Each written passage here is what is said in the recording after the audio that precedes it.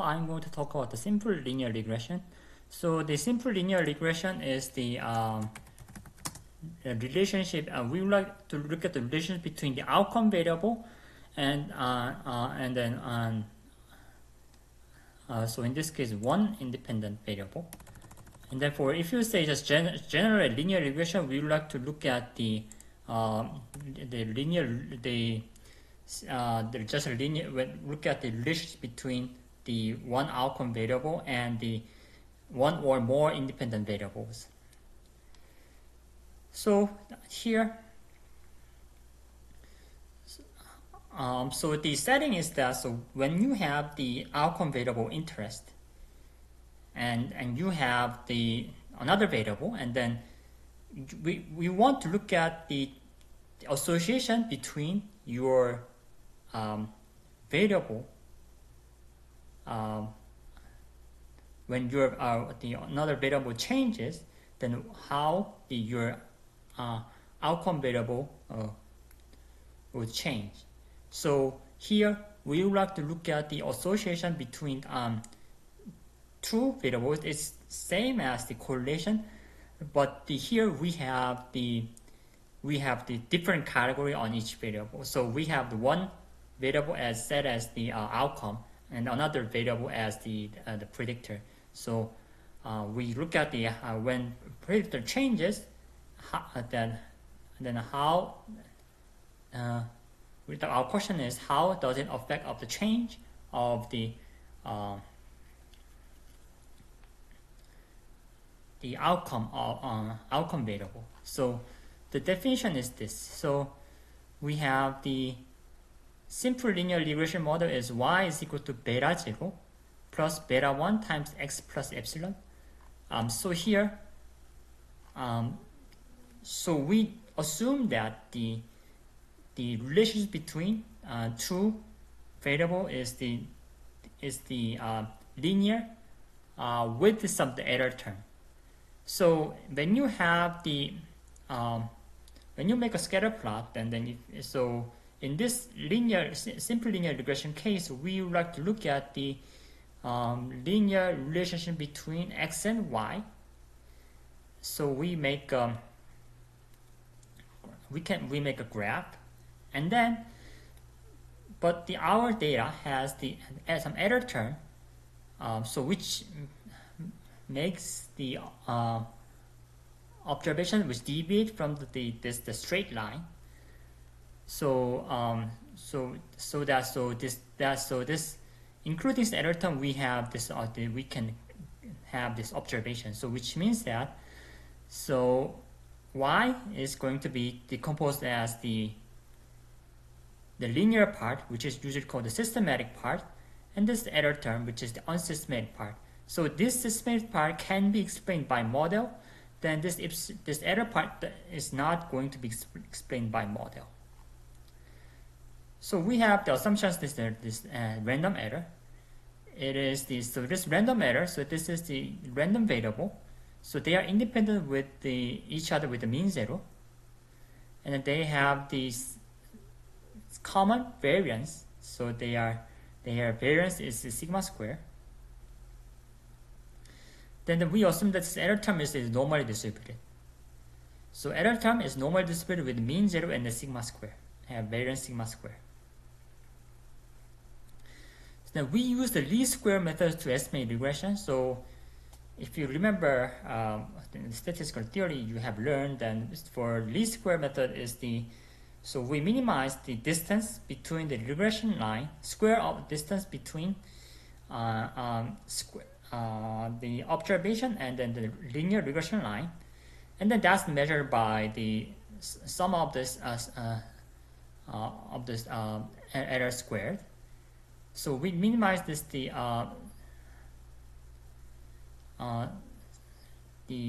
sums of the squared errors. Then we estimate this the parameter beta 1 and beta 0 by beta 1 is the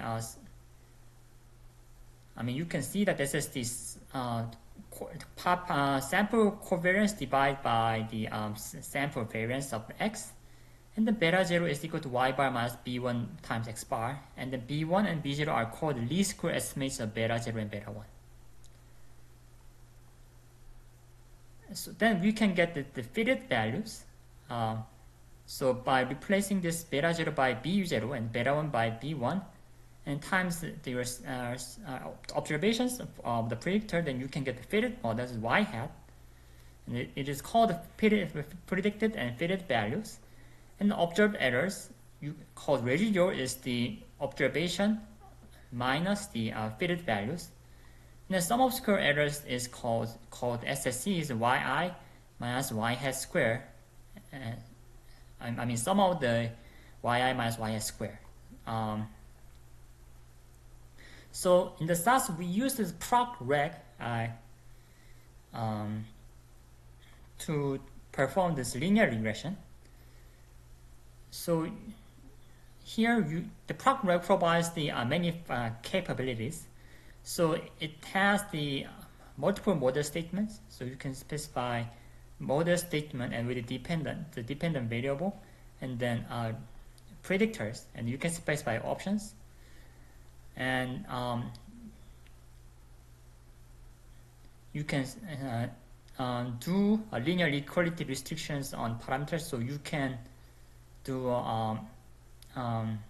you can put some restrictions, linear equality restrictions on parameters on here. And you can test the hypothesis and multivariate hypothesis. We are going to talk about the hypothesis testing later in detail, but for example, you can test the hypothesis testing for beta 0 equal to 0 or beta 1 equal to 0. And it provides many diagnostics tools, and I mean, these diagnostic tools are going to be explained more details in the next class. I mean, the SAS test proc reg provides the many useful products for our modeling and then diagnostics of the models. So let's look at this example. So we have the charges weight and charges height, and we would like to predict charges weight if we know that the charges height. So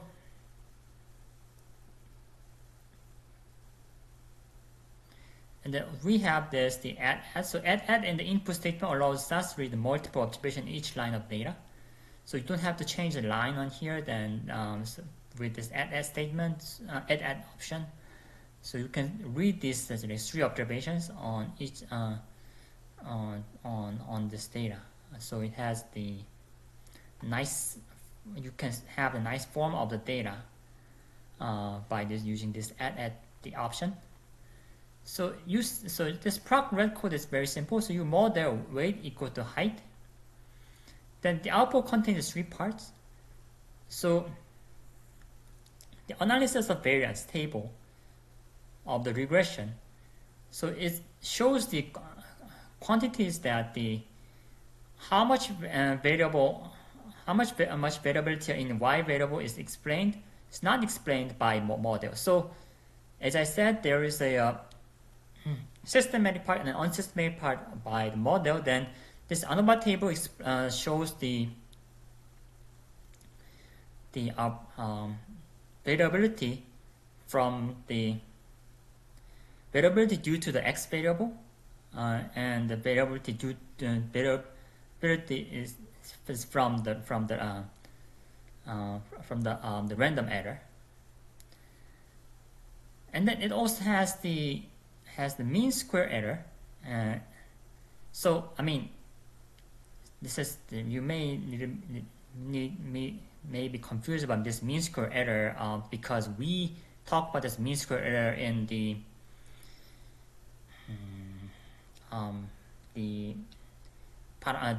bootstrap part. So that mean square error and this mean square error, they are different. So they are the same name, but conceptually they are very different. So this mean square error is the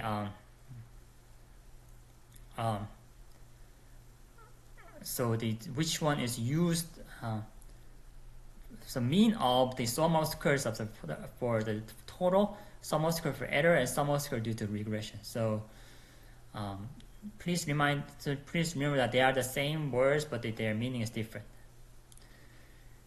And then you can do the significance test of the for the model in this ANOVA. So here, this sum of square total is the total variation in the observed y. So it is total variation from the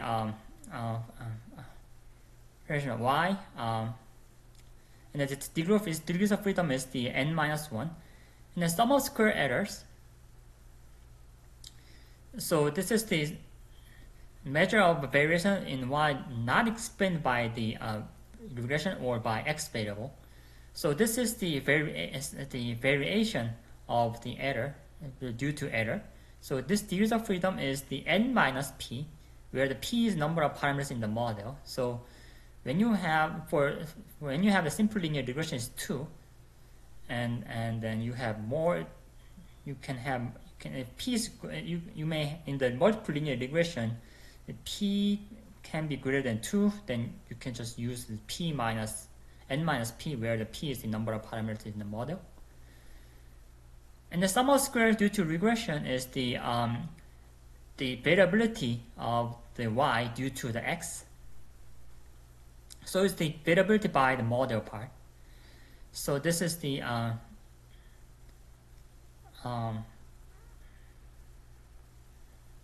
degrees of freedom of SSR is p minus 1. So this mean square error, is the mean square error. Let me back up for the mean square error here. So mean square error is the only for SSE. So SSE divided by n minus p, which is the estimate of sigma square.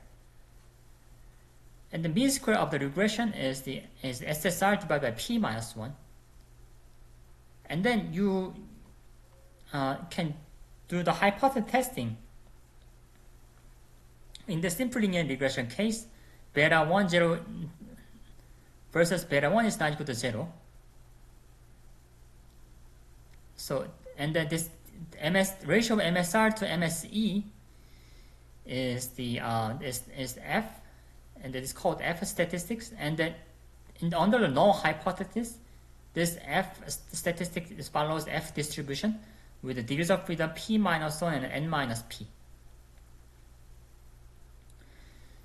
So in this simple linear regression case, so this hypothesis test for this F statistic is for hypothesis testing for beta 1 0 equal to beta 1 equal to not equal to 0, because we only have this only one x variable. So model explained by model is same as explained by the x, but however for the multiple linear regression, if you have the more than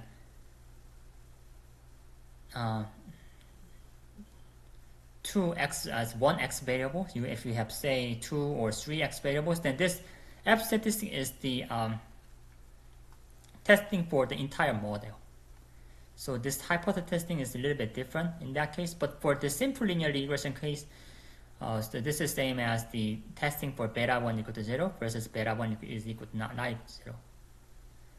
So analysis of variance table is going to be, so you have degrees of freedom. We have first source, regression, error, and total, and degrees of freedom p minus 1, n minus p, and if you add this one, then you have degrees of freedom n minus 1. Regression is the SSR, which is the SST minus SSE, and then we have error for sum of square for error, SSE. Then if you add these two, then we have sum of square for total. Then the mean square is the so sum of square divided by degrees of freedom, which is the MSR, which is MSAE. So MSR for regression and MSP for error. And the F statistic is MSR divided by MSE. So, and then you can look at the this F value. So here, so this is the output of ANOVA tables, and you can see that F value is 51.78, as P value is less than 0.001. So we reject the null hypothesis and conclude that the model is significant, or beta 1 is significantly different from 0.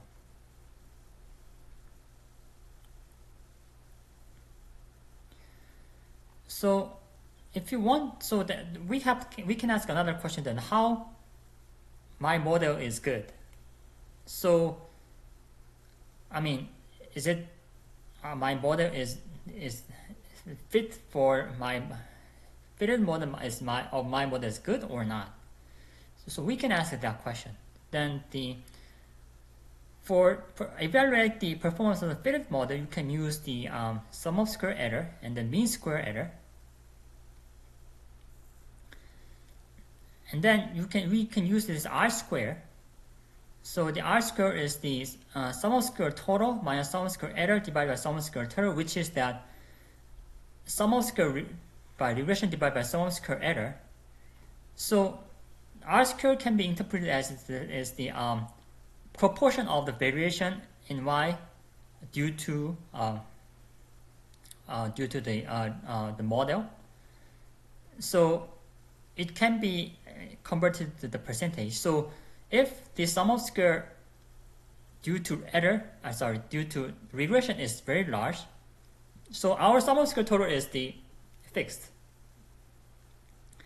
And then if the sum of square regression is the large, then this R square is large, which means that our model can explain the variability of the outcome variable very well. If some of this R square is very low, which means that our model does not explain the variability of the Y. So only by Child's weight is explained by only Child's weight by 77% of the variability. So it's very nice.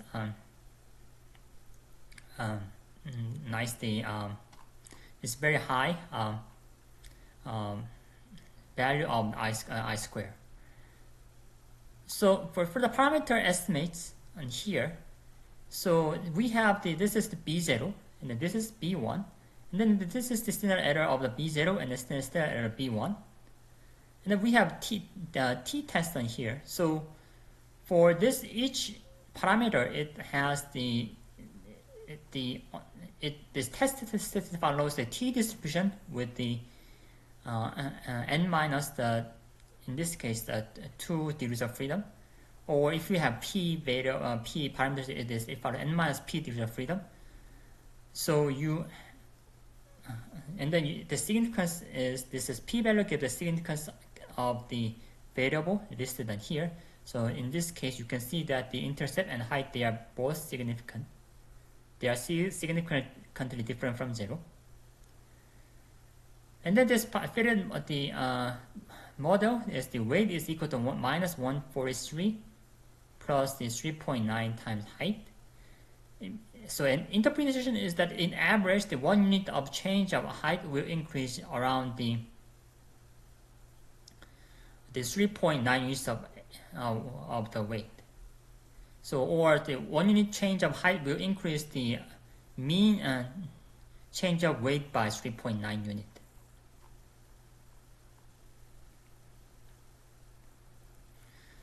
So when we have the simple linear regression, we can do this hypothesis testing whether the beta 0 or beta 1 equal to 0 or not. And then B1 minus beta 1 divided by SB1 follows the T distribution with n minus 2 degrees of freedom under the null hypothesis true. Then we can use a T statistic. And also for simple linear regression, the model is significant is equal to the slope is significant. So in this case, the F test in the anomaly table is equivalent to the T test in the slope. So here the model is the variability so our model is the made by the X variable. So that's the case. Our slope is equivalent to you can think of it is equivalent to our mod. Significance of the slope is equivalent to the model's significance of the model. So in this simple linear regression case, the F test in the anomaly table is equivalent to the T test for the slope. Okay, so let me stop here and I will talk about more details about regression in the next video.